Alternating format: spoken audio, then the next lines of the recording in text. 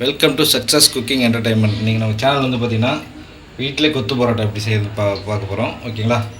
கொத்து பரோட்டா செய்யறது பார்த்திங்கன்னா கடையில் வாங்கிட்டோம். பரோட்டா வீட்டில் போட முடியல, லேட் ஆகிட்டு சொல்லிட்டு கடையில் வாங்கிட்டோம். அது வந்து வாங்க நல்லா சூடு போயிட்டு அதில் எண்ணெய் ஊற்றிக்கிறோம். இது வந்து பார்த்திங்கன்னா எண்ணெய் சூடாக ஆகிட்டோம். எண்ணெய் சூடாகிட்டு அது வந்து பார்த்திங்கன்னா நறுக்கி பொரிச்சாத வெங்காயம். ஓகேங்களா?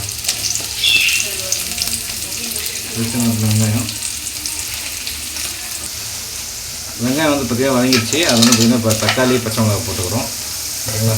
தக்காளி இப்போ பச்சை மிளகா போட்டு நல்லா வதக்கிறோம். வெங்காயத்துக்கு வந்து கொஞ்சம் கருவேப்பிலை வந்து நிறைய வேணும், லாஸ்ட்டாக போட்டுப்போம். அதை தக்காளி வெங்காயம் வதங்கிடுச்சு. இப்போ வந்து கொஞ்சோண்டு இஞ்சி பூண்டு பேஸ்ட் போட்டுக்குவோம். அதுதான் கொஞ்சம் வாசனையாக நல்லா டேஸ்ட்டாக இருக்கும். இஞ்சி பூண்டு பேஸ்ட் போட்டு கொஞ்சம் வந்து ஸ்டவ் வந்து ஒரு மீடியம் ஃப்ளேமில் வச்சுக்கோங்க. ஏன்னா அப்போ தான் அது நல்லா வெங்காயம் வதங்கி டேஸ்ட்டாக வரும். மீடியம் ஃப்ளேமில் வச்சுட்டு வந்து பார்த்திங்கன்னா அது கொஞ்சோண்டு தனி மிளகாத்தூள். ஓகேங்களா? கொஞ்சம் தனி மிளகாத்தூள், வந்து மட்டன் மசாலா.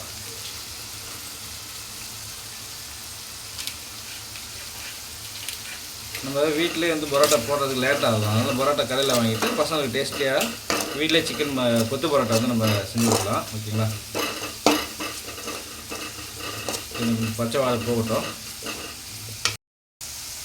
கொஞ்சோண்டு புதினா மல்லி. ஓகேங்களா? புதினா மல்லி போட்டுங்க.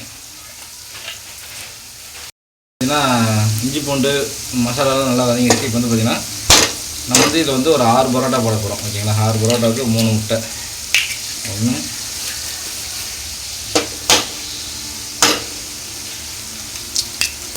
2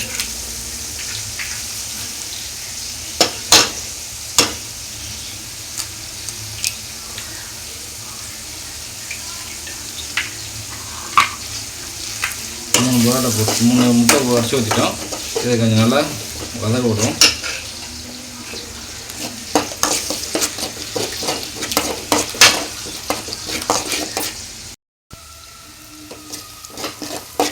முட்டை வந்து பார்த்திங்கன்னா ஒரு ஃப்ரை ஆகிடுச்சு. ஓகேங்களா?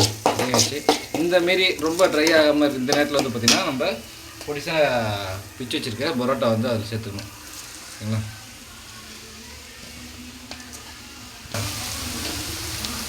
கடலை வாங்கினா கிரேவி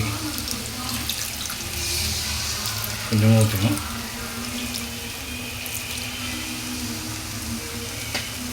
கிரேவி ஊற்றிட்டு நல்லா அடி பிடிக்காமல் கிண்டணும். ஓகேங்களா? எனக்கு வானல் சின்னதாக இருக்கிறதுல கஷ்டமாக இருக்குது. கொஞ்சம் பெரிய வானல் தான் நான் நல்லா கொடுத்துருக்கோம். இது ட்ரை ஆகிடுச்சுன்னா அதை நீங்கள் எதிர்பார்க்குற மாரி கடையில் செய்கிறத விட நல்லா ஹெல்த்தியாகவும் இருக்கும், நல்லா டிஃப்ரெண்ட் டேஸ்ட்டாகவும் இருக்கும்.